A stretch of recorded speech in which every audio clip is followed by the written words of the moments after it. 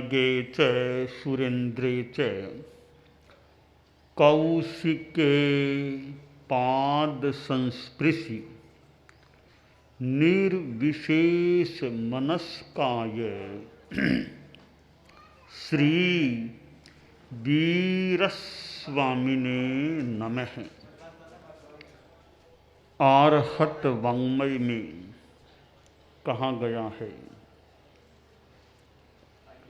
नाम में गग्ग चित्तो ये ठिओ ठावय ई परम सुयाणी ये अहिजित्ता रओ सुय समाहिए। ज्ञान का बहुत महत्व है। ज्ञान प्राप्ति का प्रयास कितने कितने लोग अपने अपने ढंग से करते हैं। गांव गांव में जगह जगह विद्यालय मिलते हैं और हमारा प्रवास भी बहुधा यात्रा में विद्या संस्थानों में हो रहा है।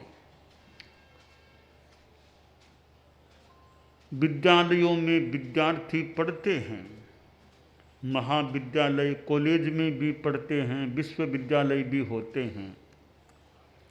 यानी ज्ञान प्राप्ति का प्रयास किया जाता है, अध्ययन होता है। अध्ययन करने में कुछ परिश्रम लगता है, समय लगाया जाता है, तो ज्ञान की प्राप्ति हो सकती है। अध्ययन करने से पहला लाभ है, आदमी को कुछ जानने को मिलता है। कुछ पढ़ता नहीं, सुनता नहीं, समझने का प्रयास नहीं होता है, न कोई साधना होती है, तो सामान्यतया आदमी को ज्ञान मिलना मुश्किल होता है।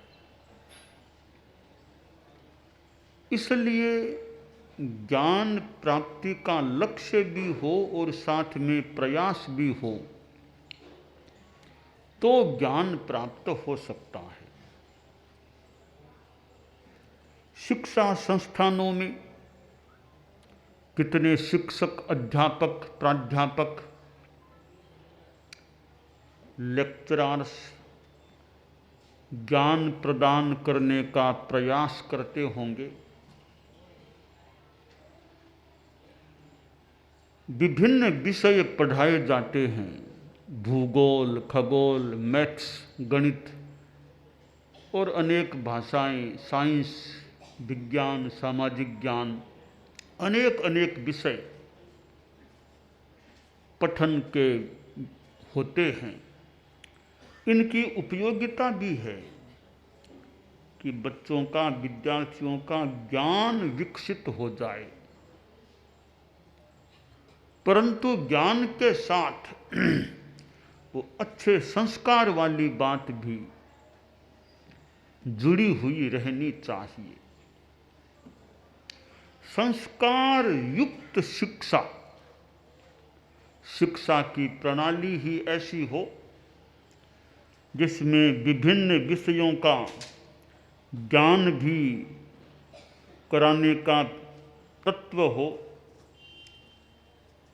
और साथ में वो संस्कार निर्माण वाली बात भी हो सकता है ऐसा ही होता भी होगा पाठ्यक्रम के द्वारा कि ज्ञान और संस्कार दोनों मिले, अच्छे ढंग से प्रयास चले कि विद्यार्थियों में संस्कार कैसे अच्छे आए। किसी देश का, समाज का भविष्य तब अच्छा हो सकेगा या होने की आशा की जा सकती है जब विद्यार्थी अच्छे होंगे, उन्हें शिक्षा अच्छी मिलेगी, क्योंकि बच्चे ही आगे जाकर युवा बनते हैं फिर युवा ही वृद्ध होते हैं। वृद्ध वापिस युवा नहीं होता, युवा वापिस बच्चा नहीं होता। इसलिए बच्चे के सामने एक संभावित लंबा भविष्य हो सकता है। तो बच्चों में अच्छी शिक्षा, अच्छे संस्कार होते हैं तो समाज, राष्ट्र, वे भी आगे जा कर के अच्छे रह सकेंगे, अच्छे बन सकेंगे, ऐसी आशा संभावना की जा सकती है।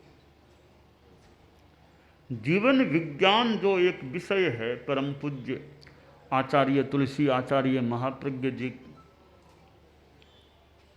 जो जीवन विज्ञान की बात बताते, अब भी बात चलती है। तो जीने की कला, जीने का विज्ञान, विद्यार्थियों में वो जीने का विज्ञान भी आ जाए,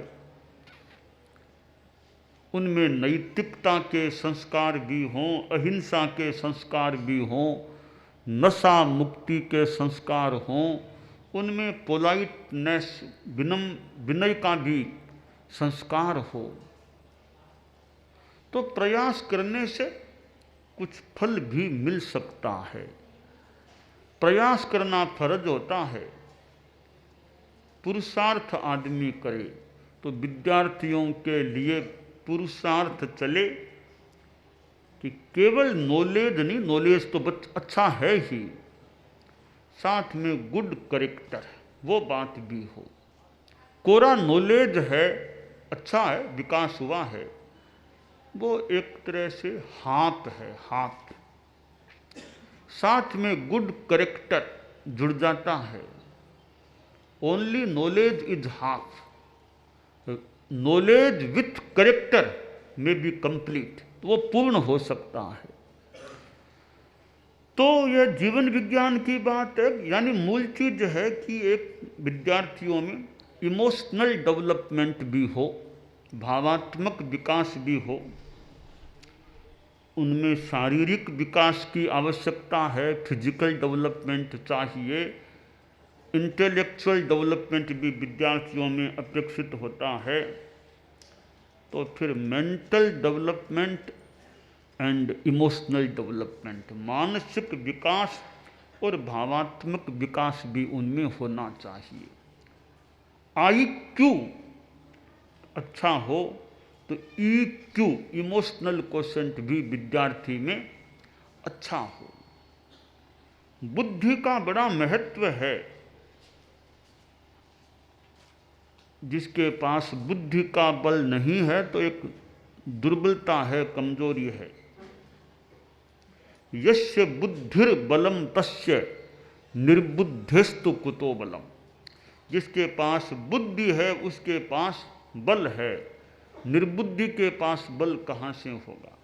तो बुद्धि बहुत अच्छी चीज है, बल है, शक्ति है, पर बुद्धि के साथ एक और चीज विकसित होनी चाहिए, रहनी चाहिए, वो है शुद्धि। शुद्धि और बुद्धि, संस्कृत में कहा गया है शुद्धा ही बुद्धि ही किल कामधेनु। शुद्ध बुद्धि कामधेनु है। बुद्धि का विकास तो हो गया, समझ शक्ति तो बढ़ गई, पर सहन शक्ति नहीं है।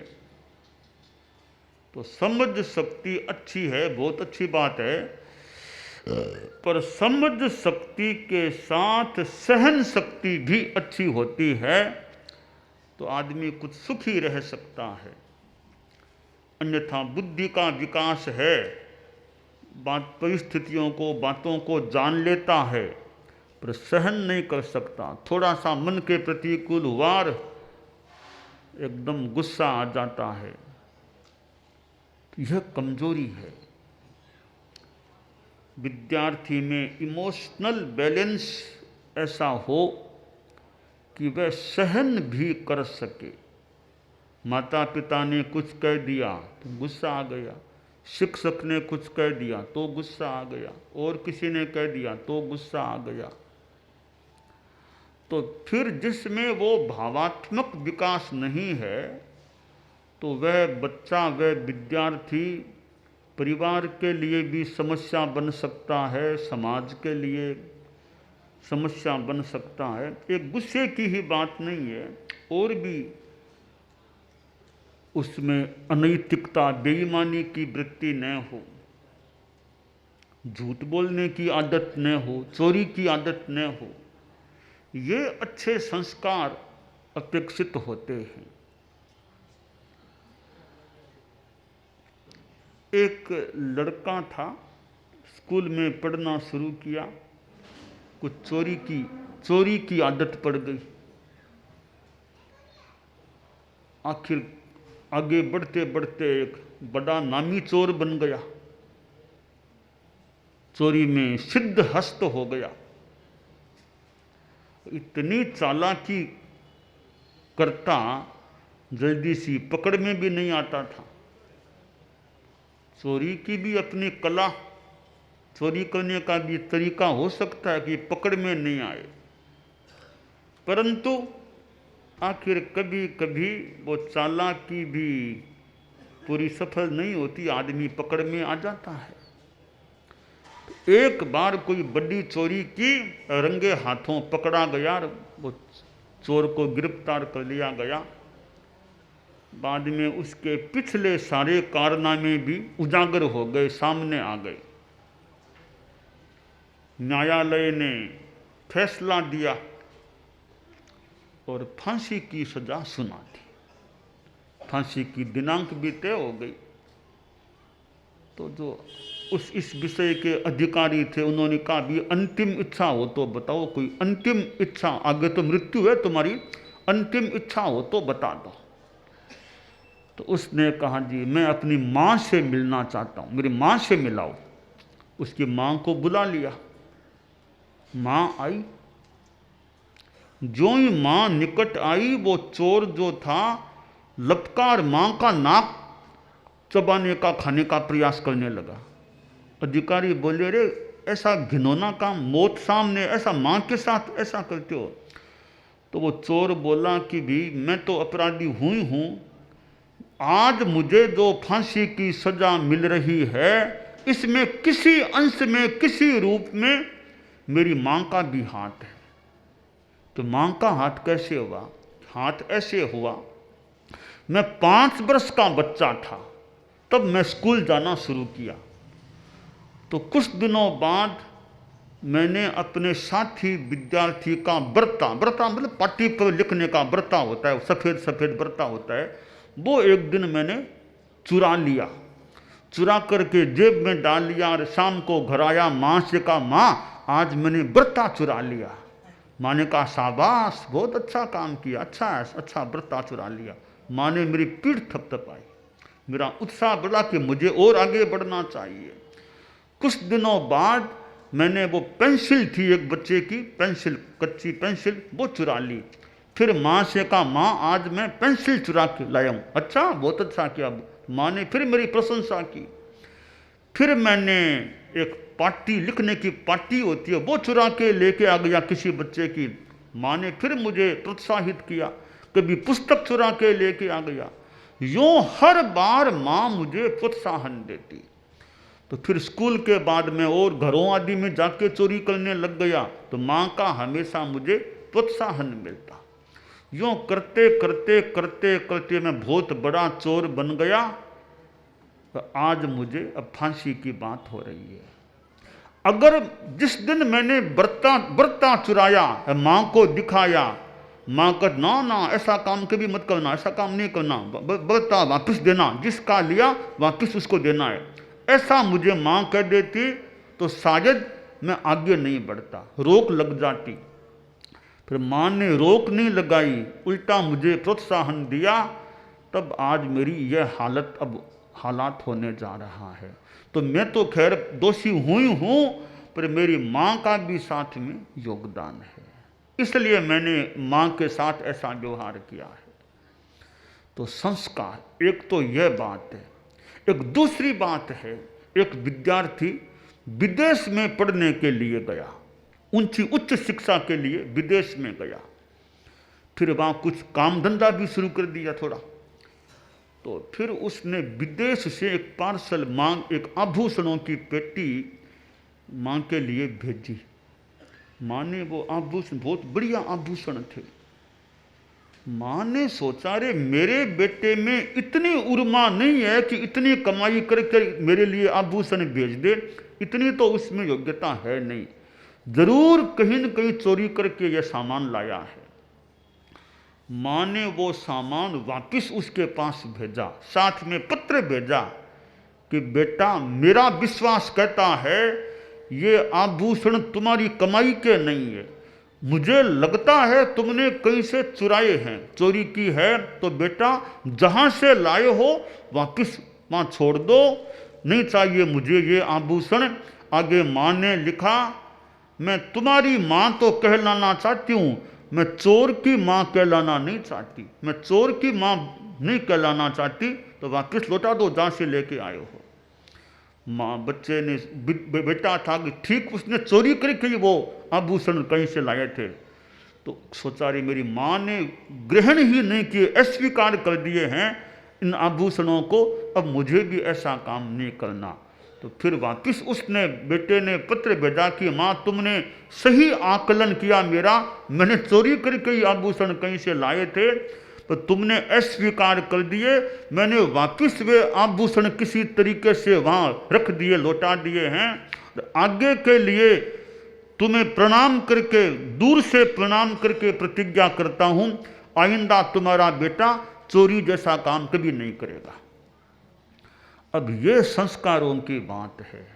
तो शिक्षा बढ़े, अच्छी बहुत अच्छी बात है, ज्ञान का विकास, तो इस साथ में अच्छे संस्कार, विद्यालय में शिक्षकों की ओर से संस्कार मिले, घर में जैसे मैंने माँ की बात, माँ पिता अभिभावकों की ओर से भी अच्छे संस्कार मिले, इधर साधु संत भी अच्छी शिक्षा ज्ञान देते रहें, तो एक विद्यार्थियों में औरों में भी अच्छे संस्कारों के निर्माण की बात हो सकती है। तो भारत में हम रह रहे हैं, भारत में साधु संत भी रहते हैं, यह अच्छी बात है भारत के लिए कि साधु महात्मा संत लोग भी इस धरती पर रहते हैं, प्रवचन करते हैं, शिक्षाएं देते हैं, शास्त्र पढ़ते हैं, शास्त्रों की बातें बताते हैं, कथा सुनाते हैं। पुरानी कथाएं हमारे भारत के कितने रामायण है और कितनी चीज़ें हैं, तो कभी सुनाते भी हैं, बताते भी हैं, प्रवचन आदि साहित्य भी तैयार होता है। और हमारे शास्त्रों में कितनी बातें हैं, भारत में जो ये संस्कृत भाषा में, कि प्राकृत भाषा आदि आदि भाषाओं में जो ग्रंथ हैं, ग्रंथों में भी कितनी कितनी बातें हैं, उनको भी आदमी यदा कदा पढ़ता है। एक जो पुराने हमारे ऋषि महर्षि जो हुए हैं, उन्होंने जो एक साधना की है, एक ज्ञान प्राप्त किया है, आज भी ग्रंथ तैयार किए जाते हैं।